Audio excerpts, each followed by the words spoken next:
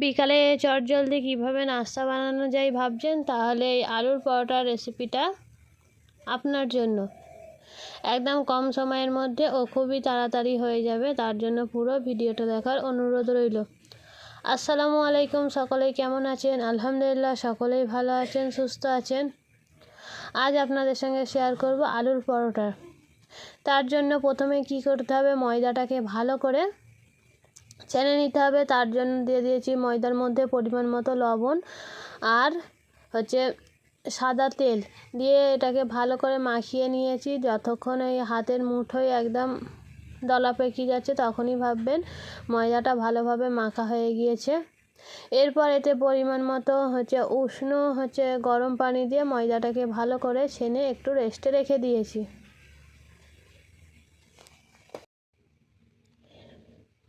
ময়দাটা রেস্টে রাখার পরে এর মধ্যে যেটা সবচেয়ে দরকারি সেটা আলুটাকে প্রথমে ভালো করে আমি মাখিয়ে দুটো নিতে হবে। মিডিয়াম তার সাইজের জন্য আলু এখানে নিয়ে একটা বড় নিয়েছি, সাইজের যেখানে পেঁয়াজ, 4টে পরোটা হবে, দুটো তার জন্য কাঁচা লঙ্কা, আলু নিয়ে পরিমাণ মতো দিয়ে দিলাম লবণ, আপনাদের আলু আর সাদা ময়দা তেল ব্যবহার করবেন। এরপরে একটু এটাকে মাখিয়ে তারপরে এর মধ্যে দিয়ে দিলাম ধনে গুঁড়ো হাফ টেবিল চামচ, জিরে গুঁড়ো হাফ টেবিল চামচ, গরম মশলা দিয়ে আলুটাকে আবারও খুব ভালো করে মাখিয়ে নেব ও হাফ টেবিল চামচ গরম মশলা দিয়ে এবারে আলুটা খুব ভালো করে মাখানো হয়ে গিয়েছে। চটকে মাখিয়ে নেব।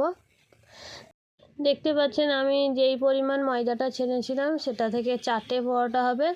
এরপরে এটাকে বেলে নেব। তার জন্য নিয়ে নিয়েছি অল্প করে ময়দা। প্রথমে ময়দা দিয়ে ভালো করে গোল করে বেলে নিতে হবে।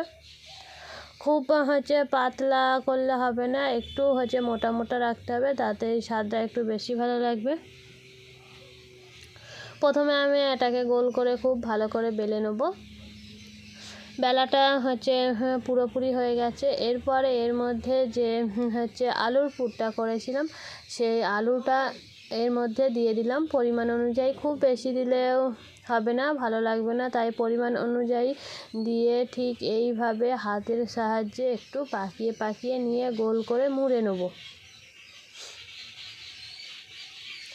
দেখতেই পাচ্ছেন আমি কিভাবে গোল গোল করে মুড়ে পাকিয়ে নিয়েছি। এরপরে এটাকে হালকা করে হাত দিয়ে চেপে চেপে একটু পরোটার আকারে আনতে হবে। এরপরে উপর থেকে হালকা করে ময়দা ছড়িয়ে একদম আস্তে আস্তে বেলে নেব, যাতে না ভেতরের পুরটা একদম বেরিয়ে যায়।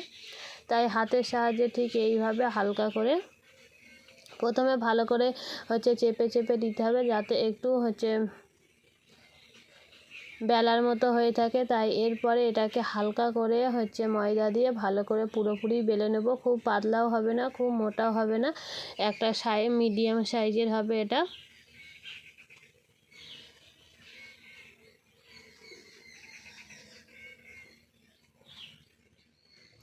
দেখতেই পাচ্ছেন কতটা সাইজে বড় হয়েছে। আপনারা যদি এর থেকে ছোট বানাতে চান তো লিচিটা ছোট কাটলেই হয়ে যাবে।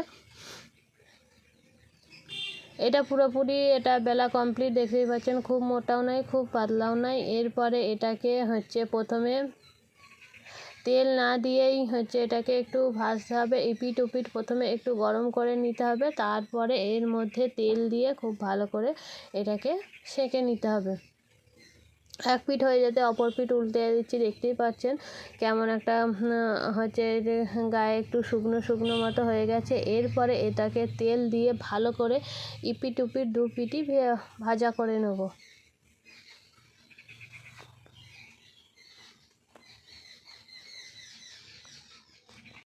যখন এর এক পিঠটা হয়ে গিয়েছে তখন এর ওপর পিঠটা উল্টে নেব, যাতে খুব ভালো করে দুই পিঠই সেঁকা হয়ে যায়। একটু লাল লাল মতো করতে হবে, কারণ তাতে স্বাদটা একটু বেশি ভালো হবে। এক পিঠ হয়ে যেতে অপর পিঠটা উল্টে নিয়েছি। দেখতেই পাচ্ছেন কত সুন্দর কালার এসেছে, আর এটা সত্যি খেতেও দারুণ লাগবে। কালারটাই দেখুন কত সুন্দর এসেছে। আর এটা এমনি কোনো তরকারি না দিয়েও গরম গরম এমনিই খাওয়া যাওয়া হয়ে যাবে। আর এই আলুর পরোটা রেসিপিটা আপনাদের কেমন লেগেছে অবশ্যই জানাবেন। যদি ভালো লেগে থাকে তাহলে একটা লাইক করে প্লিজ চ্যানেলটাকে সাবস্ক্রাইব করে দেবেন। আর কমেন্ট বক্সে জানাবেন যে এই আলুর পরোটাটা আপনাদের কেমন লেগেছে। আর যদি ভালো লেগে থাকে তাহলে অবশ্যই একটা লাইক করে দেবেন।